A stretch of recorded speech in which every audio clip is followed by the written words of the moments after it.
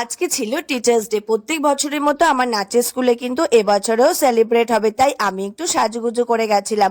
প্রথম ব্যাচ কিন্তু আমাকে আর আন্টিকে সুন্দর একটা গিফট দিয়েছিল।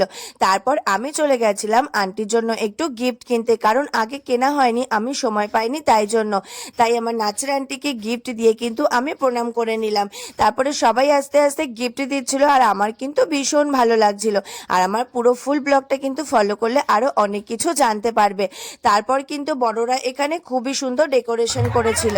তারপর আমি আর আন্টি কেক কাটিং করে নিলাম আর আমার কিন্তু খুবই ভালো লাগছিল। এরপর ওরা আমাকে আর আন্টিকে একটা সুন্দর গিফট করেছিল। তারপর ওরা প্রত্যেক বছরের মতো এবছরও কিন্তু খুবই মজা করছিল। আর আমার অবস্থাটা দেখো, বিবেকটা কি করেছে। তারপর নাচ গান হলো, এরপর বাড়িতে চলে এলাম। আন্টি কিন্তু পোলাও আর ডিম কষা করেছিল আর আমার কিন্তু দিনটা খুবই ভালো কেটেছে, খুবই মজা করেছি।